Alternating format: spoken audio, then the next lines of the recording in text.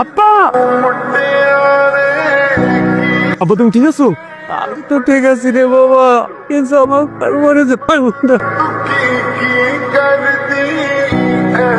হ্যাঁ স্টট, আমার গাড়ির কিছু হয় নাই। এই ছোট লোকের বাচ্চা, রাস্তার পাশে দাঁড়িয়ে কেউ এভাবে ঝালমুড়ি বিক্রি করে? আমার গাড়ির যদি কিছু হয়ে যেত, তোদের মতো ছোট লোকদের শরীরের রক্ত মাংস বিক্রি করে তো আমার একটা গাড়ির চাকার দাম হবে না। দাঁড়ান মেম সাহেব, আমাদের মতো গরিব ছোট লোকদের সারা শরীরের রক্ত বেচলে যেমন আপনার গাড়ির একটা চাকার দাম হবে না, তেমনি আমার বাবা যদি আজকে ঝালমুড়ি বিক্রি না করে তাহলে রাতে আমাদের পেটে খাবার জুটবে না। আপনি আপনার গাড়ি দিয়ে আমার বাবার ঝালমুড়ির দোকান উড়াই দিচ্ছেন, এখন আপনি আমার বাবাকে জরিমানা দিয়ে তারপর এখান থেকে যাবেন। জরিমানা দেন। ছোট লোকের বাচ্চা, তোর এত বড় সাহস, তুই আমার কাছে জরিমানা চাস? তুই জানিস আমি কে? আপনি যেই হন না কেন তাতে আমার কিচ্ছু যায় আসে না। ঝালমুড়ির দোকান ভেঙেছি, বেশ করেছি, আর একটা কথা বললে একদম গুলি করে মারবো। না না, আমার কোন টাকা পয়সা লাগবে না, আমার পোলারে তুমি খবর করে দাও। সর সামনে থেকে, তোর শরীর থেকে বিশ্রী গন্ধ আসছে। তোর এত বড় সাহস, তুই আমার বাবার গায়ে হাত তুললি? তুই শুধু মেয়ে মানুষ দেখে আজকে তোরে ছেড়ে দিল। আমার বাবার শরীরে ঘামের গন্ধ না, পরিশ্রমের গন্ধ। তোদের মতো গরিবদের রক্ত চুষে খাওয়া বড় লোকের মেয়েরা কোনোদিনও বুঝবে না। আমার বাবার দোকান ভাঙছস, তুই এক্ষণ এইখানে দাঁড়ায় জরিমানা দিয়ে যাবি। তোকে আমি জরিমানা না, তোকে আমি খুন করবো, জাস্ট ওয়েট। এসব থ্রেট টেট দেয়া কোনো লাভ নাই। আর আমরা গরিবরা মৃত্যুরে ভয় করি না।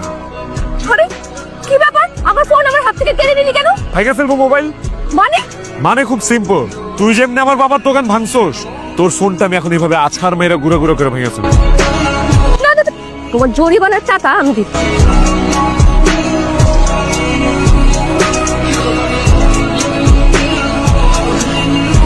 এই মা, না না না, মামা মামা মামা মামা কি হয়েছে মা? তুই এভাবে রেখে আছিস কেন মা? দিদি, আমার পায়ের রক্ত মাথায় উঠে গেছে, রাগে আমার শরীর ফেটে যাচ্ছে। আরে বাবা, কেন রেখে আছিস সে কথা বলবি তো। যেহাট আমি জীবনে কোনোদিন এভাবে অপমান হয়নি, আজকে রাস্তার একটা ছোট লোক ছিল আমাকে যেভাবে অপমান করেছে। এই রহমান চৌধুরী মেয়েকে অপমান করেছে? তোর কথা শুনে এখন তো আমার পায়ের রক্ত মাথায় উঠে যাচ্ছে। আর এত বড় সাহস! ওকে আমি চিনি না দাদি, ওই হারামির বাচ্চার নাম হচ্ছে সবুজ। তোকে আমি জানে মেরে ফেলবো। সানি, ওই ছেলে কোথায় থাকে, কি করে? 2 ঘন্টা সময় দিলাম। স্যার 2 ঘন্টা লাগবো না, 1 ঘন্টার মধ্যে সব ডিটেল লাইনে আমি আপনাদের দিতে চাই। কালো চল যা।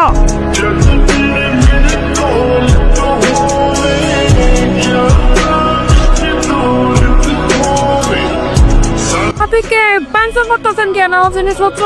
আমি কে আপনার হাজবেন্ড খুব ভালো মতোই চিনতে পেরেছি। মামা চিনতে পারছি। মা গো, আমাকে বস্তিতে এসে এরকম বাংসুর করতেছো কি লেগা? কারণ আপনার ছেলে আমাকে অপমান করেছে, রাস্তায় সবার সামনে আমার গায়ে হাত তুলেছে। আমি আপনাদের এমনি এমনি ছেড়ে দেবো? এই বাড়ি ঘর বস্তি সবকিছু আমি জ্বালিয়ে ছাড়খাড় করে দেব। এই বস্তি আপনি আগুন দিয়ে পুরায় ছারখার করে দিবেন, আর বস্তির মানুষজন কি বয়ে বয়ে আঙ্গুল চুষবো? মাথায় যতগুলা চুল আছে না, একটা নিয়ে ওর বাড়ি ফিরা হইব না কিন্তু। এই চুপ! এই ঘরে আসিস কেন? নিয়ে চল।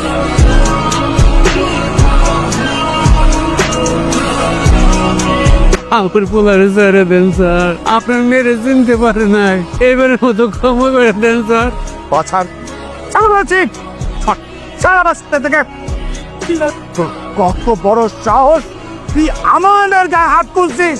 আমার মেয়ে তোর বাবার ঝালমুড়ি দোকান ভেঙেছে, সেটার ক্ষতিপূরণও দিয়েছে। আমার মেয়ের গায়ে হাত তুলে আমার যে ক্ষতি করেছিস, সেই ক্ষতিপূরণ আজকে তোকে দিতে হবে। কি ক্ষতিপূরণ দিতে হবে আপনাকে? আমার মেয়েকে তোর বিয়ে করতে হবে। আপনার মেয়েকে কেন আমি বিয়ে করব? ড্যাডি, তুমি এসব কি বলছো? এই ছোট লোকটাকে আমি কেন বিয়ে করব? সবুজকে শাস্তি দিতে গেলে আমরা ফেসে যাব। তুই যদি এই মুহূর্তে সবুজকে বিয়ে করিস, তারপরে ও হয়ে স্বামীকে যদি সারা জীবন অত্যাচার করিস, কেউ কিন্তু তোকে কিছু করতে পারবে না। ও আমার সাথে যে বেয়াদবি করছে, এর শাস্তি আমি ওকে বউ হয়ে প্রতিনিয়ত দিব। যা, কাজকে ডেকে নিয়ে আয়। আজকে এই মুহূর্তে সবুজের সাথে আমার মেয়ের বিয়ে হবে। আপনার এই অহংকারী মেয়েকে আমি জীবনেও বিয়ে করব না। আপনার মেয়ে বড় লোকের মেয়ে, আমি একটা গরিব ঘরের ছেলে। আমি জানি আপনি আমাকে শাস্তি দেওয়ার জন্য তো আপনার মেয়ের সাথে বিয়ে দিতে চাচ্ছেন। আপনি আমাকে এইটা ছাড়া যা শাস্তি দেবেন আমি মাথা পেতে নিব। স্যার, আমার ছেলে আমি মেয়ের বিয়ে করব। আব্বা, তুমি এগুলো কি বলতেছো? তোমার কি মাথা ঠিক আছে? আমি ঠিকই করতেছি বাবা, এটা বাবা হিসাবে তোর প্রতি আমার আদেশ।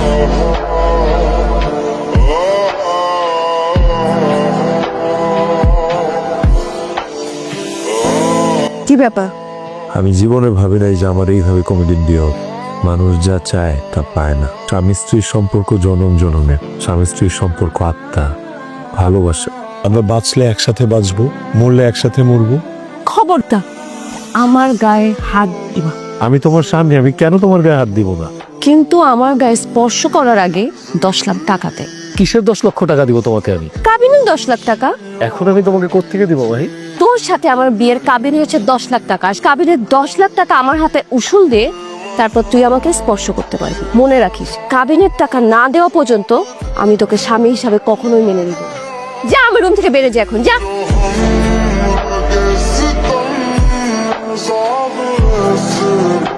না, মিষ্টি মুখ করো। আরে আমার সামনে থেকে।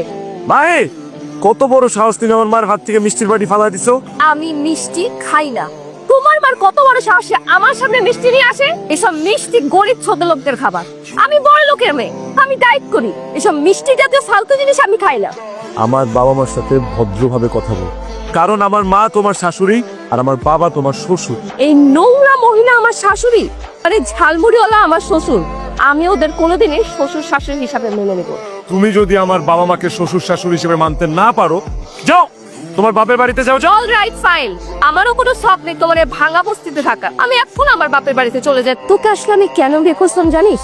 তুই যে আমাকে অপমান করেছিস, রাস্তায় সবার সামনে আমার গায়ে হাত তুলেছিস, প্রতিশোধ নেওয়ার জন্য। তোকে, তোর মা বাপকে সবাইকে জ্বালিয়ে পুড়িয়ে ছাড়খাড় করার জন্য। তোর এই বস্তিতে আমি ছিলাম তোকে অশান্তি দেওয়ার জন্য, তোকে জ্বালিয়ে পুড়িয়ে ছাড়খাড় করার জন্য। এখনই আমার ড্যাডির বাসায় চলে যাচ্ছি। খুব তাড়াতাড়ি তোকে আমি ডিভোর্স লেটার পাঠিয়ে দেব।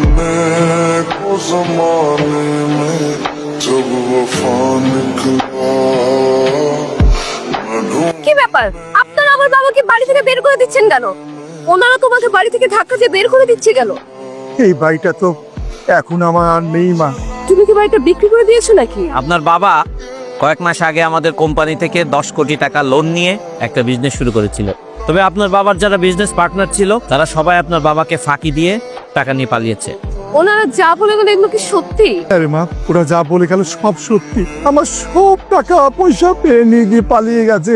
আমি এত রাস্তার ফকির হয়ে গেছি। আমি তো সবুজের উপর অত্যাচার করে ওর উপর প্রতিশোধ দিয়ে ওদের বাড়ি থেকে একেবারে চলে আস। থাকবো কোথায়, যাবো কোথায়? তোর শ্বশুর বাড়িতে যাওয়া ছাড়া আর তো কোথাও যাওয়ার জায়গা নাই। তোর দুর্ব্যবহারের জন্য প্রয়োজন হলে আমরা দুইজনই তোর শ্বশুর শাশুর কাছে ক্ষমা চাইবো। চল মা। সবুজ, আপনারা দুইজনে গরিবের বাড়িতে। আমার এই বাড়িতে আসা ছাড়া আমার আর কোনো উপায় রইল না। আমার টাকা পয়সা, বাড়ি গাড়ি, ধন সম্পত্তি যা ছিল সব শেষ। রাস্তার ফকির হয়ে গেছি বাবা। আমাদের যাওয়ার আর কোনো জায়গা নেই। তোমাদের এই বাড়িতে একটু ঠাঁই দিবা? প্রশ্নই আসে না। কুত্তা বিলায়ের ঠাই হইব, কিন্তু তোর ঠাই কোনোদিনও হইব না।